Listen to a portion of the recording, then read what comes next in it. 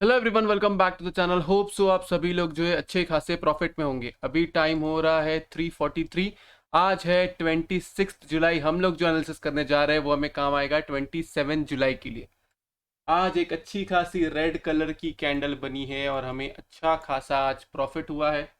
मैंने बहुत clearly Friday के दिन ही आप लोग को कह दिया था कि मोस्ट प्रोबेबली फ्राइडे के दिन ही हमें एक टॉप देखने मिलेगा और उसके बाद में निफ्टी और बैंक निफ्टी वहां से गिरना चाहिए। बैंक निफ्टी एक बार के लिए मंडे के दिन वो 37 के पास गया, वहां से भी हमने शॉर्ट ही किया, हमने अच्छा खासा प्रॉफिट नीचे की तरफ कमाया। अभी मार्केट अच्छा खासा नीचे की तरफ गिर गया है। निफ्टी को अगर हम लोग देखें तो उसने भी एक रिवर्सल कैंडल बनाई है, वहां से रेड कलर की कैंडल बनी है। बैंक निफ्टी को अगर हम लोग देखें तो उसने भी एक रिवर्सल कैंडल बनाई है और वहां से रेड कलर की कैंडल बनी है।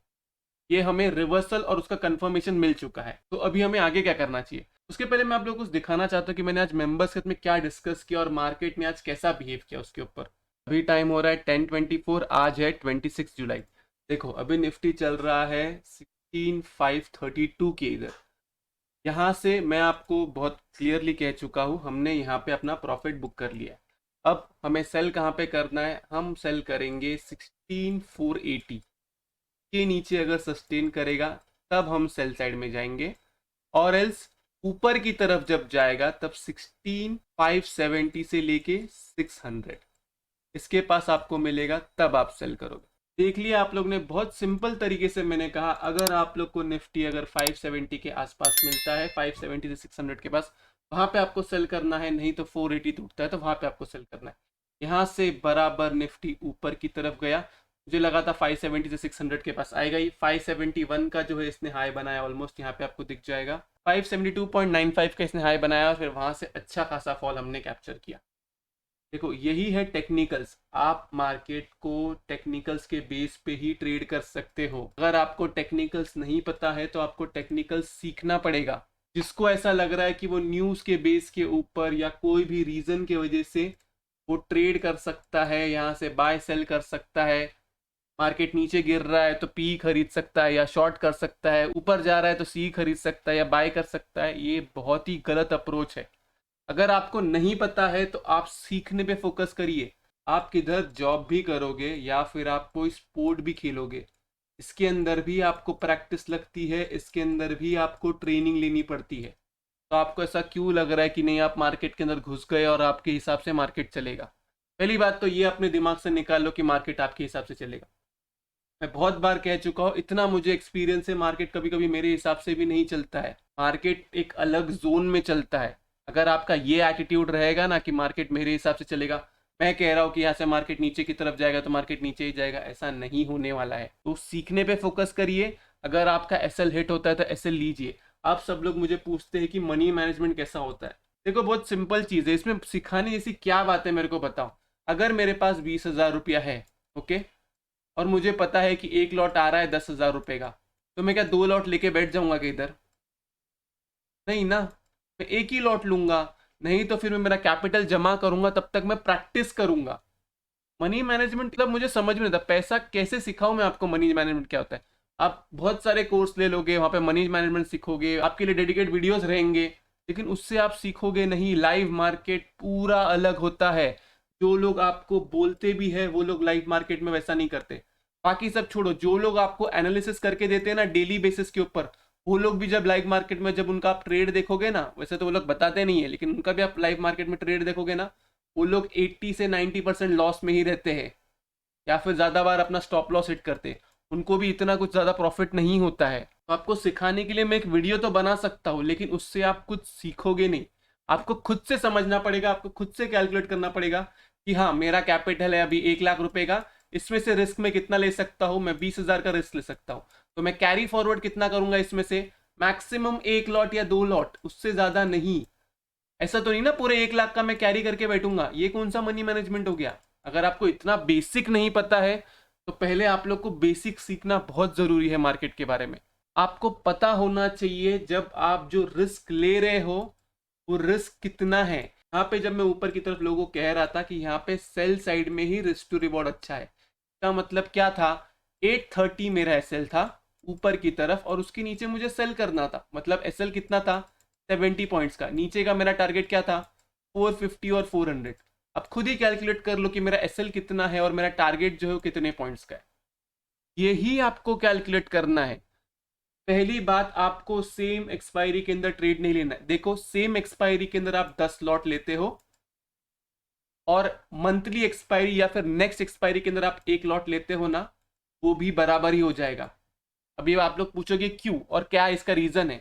इसका रीजन बहुत सिंपल है। अगर मार्केट एक रेंज में रहा, जैसे कि आज एक रेंज के अंदर था, ये दिख रहा है, एक रेंज के अंदर था, सेम एक्सपायरी वालों को कुछ नहीं मिला होगा। जिसने पी भी बाई किया होगा ना इधर इस तरफ, उसको भी ज्यादा कुछ नहीं मिला होगा। प्रीमियम बहुत सोच समझ के खर्चा किया करो अपना, कि आपको क्या लेना है। सेम एक्सपायरी लोगे, ओटीएम लोगे, सस्ता लेने के चक्कर में 10 लॉट लिया, 20 लॉट लिया, बहुत दूर का पुट ले लिया, अरे मार्केट इधर आएगा, नहीं गया तो क्या होगा पता है, जीरो होगा। और ये जीरो हीरो की आदत ना अपने दिमाग से निकाल लो। बहुत रेयर केस में, बहुत मतलब बहुत रेयर केस, आपको ऐसा बहुत श्योरिटी है ना कि नहीं ये जीरो नहीं होगा, इसके अंदर मैं इतना मेरा स्टॉप लॉस रखूंगा और फिर यहाँ से निकल जाऊंगा।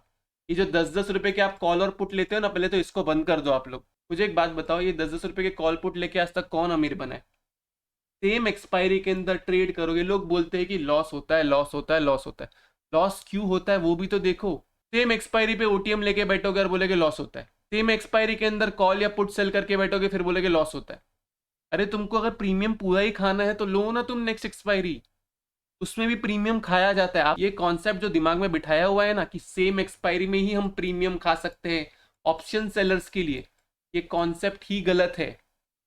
आप नेक्स्ट एक्सपायरी में भी कर सकते हो। इससे क्या होगा, आपको आपका रिस्क टू रिवॉर्ड पता है। गलती से कल के दिन अगर आपने समझो कॉल सेल करके बैठा हुआ है, किसी ने भी कॉल सेल करके बैठा हुआ है, कल के दिन अगर बड़ा गैप अप होता है कोई भी रीजन के, चलो न्यूज आ गई, आज मार्केट नीचे की तरफ गिरा, न्यूज आ गई, कल के दिन बड़ा गैप अप हो गया, तो उसको एडजस्ट कैसे करेगा वो? वहां से अगर मार्केट ऊपर ही जाता गया तो लेना पड़ेगा ना एसएल। तो एडजस्टमेंट के लिए भी थोड़ा सा अपने पास पैसा रखो। कैपिटल को बहुत दिमाग लगा के यूज करो। ऐसा नहीं कि मेरे पास 1 लाख है या 10 लाख है और मैं पूरा एक ही इसमें एक ही लॉट में ले लूंगा, एक ही मेरा ट्रेड है और एक ही ट्रेड में मैं सब ले लूंगा।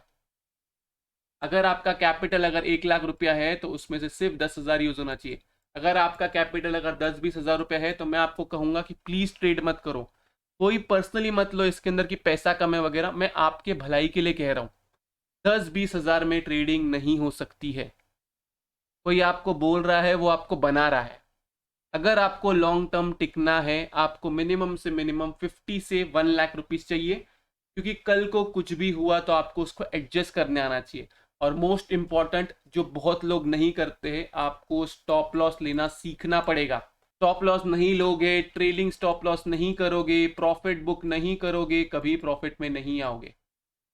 प्रॉफिट वो है जो तुम अपने ब्रोकर के अकाउंट से अपने बैंक अकाउंट में ट्रांसफर करते हो, वो नहीं जो तुमको रोज एमटीएम पे दिखता है। ये बात मैंने बहुत बार कहा हूँ। तो चलो अभी हम लोग निफ्टी और बैंक निफ्टी कैंडल से स्टार्ट करते हैं। निफ्टी की कैंडल देखें तो निफ्टी ने एक रेड कलर की कैंडल बनाई है 200 ईएमए के नीचे। यहाँ पे 100 ईएमए का इसको सपोर्ट मिला है। नीचे 10, 20 और 50, 20 और 50 तो बहुत नीचे की तरफ है। आरएसआई की तरफ देखें तो आरएसआई नीचे की तरफ है, स्टॉकेस्टिक भी नीचे की तरफ है, जो एक अच्छी बात है। अभी हम देखें निफ्टी के अंदर, तो निफ्टी देखो एक चैनल के अंदर चल रहा है। ये आपको चैनल दिख रहा है, इसके अंदर एंट्री किया, यहाँ से ये इसके अंदर चल रहा है। मेरा एक्सपेक्टेशन क्या है कल के दिन, अभी गैप अप गैप डाउन क्या होता है ना, इसके बारे में कह नहीं सकता। अभी कल के दिन आप अपना व्यू जो है वो पूरा न्यूट्रल रखोगे, ना बाई साइड में रहोगे ना सेल साइड में रहोगे। कल के दिन एक ही लेवल है आपका 16,480, इसके नीचे रहेगा, आप सेल साइड में रहोगे। समझ में आ गई बात? नीचे की तरफ आप उसके बाद में अपना प्रॉफिट बुक, ये चैनल का जो एंड है यहाँ पे अपना प्रॉफिट बुक करोगे, इसलिए चैनल को बना लो। मुझे ऐसा लगता है अगर कल गैप अप नहीं होता है, गैप डाउन की तरफ होता है या फ्लैट ओपनिंग होती है, मेरा ऐसा अजम्पशन है कि यहाँ से निफ्टी आपको ये वाला लोअर बैंड जो है एक बार टच करेगा, वहां से आपको एक बार बाय करना चाहिए ये अपर बैंड के लिए। सेल आपको कब करना है? 480 के नीचे रहेगा तो आपको सेल करना है। जस्ट इनकेस बड़ा गैप डाउन हो जाता है तो नीचे की तरफ के लेवल से आपके 450, फिर बाद में 400, फिर 350, बस यहाँ पे आपको प्रॉफिट बुक कर लेना है। ये भी जो लेवल है ऑलमोस्ट 360 375 के आसपास निकलता है, तो वहां पे एक बार के लिए प्रॉफिट बुक करो। फिर देखो यहाँ से रिवर्सल दे रहा है क्या, अगर रिवर्सल दे रहा है तो यहाँ से हमें बाय करना है। फिर बाय करने के बाद में याद रखो, यहाँ पे आपको आपका स्टॉप लॉस जो है ना बहुत स्ट्रिक्ट रखना है बाय करने के बाद में। यहाँ से आप बाय करोगे और उसके बाद में आपका फर्स्ट टारगेट होगा 450 जो आज का लो है। सेकेंड टारगेट आपका होगा 480। थर्ड टारगेट आपका होगा 500। यहाँ पे एक बार के लिए आप प्रॉफिट बुक करोगे। देन उसके बाद में 520 इसके ऊपर सस्टेन करेगा तब आप बाय साइड में जाओगे, नहीं तो आप बाय फर्दर नहीं करोगे।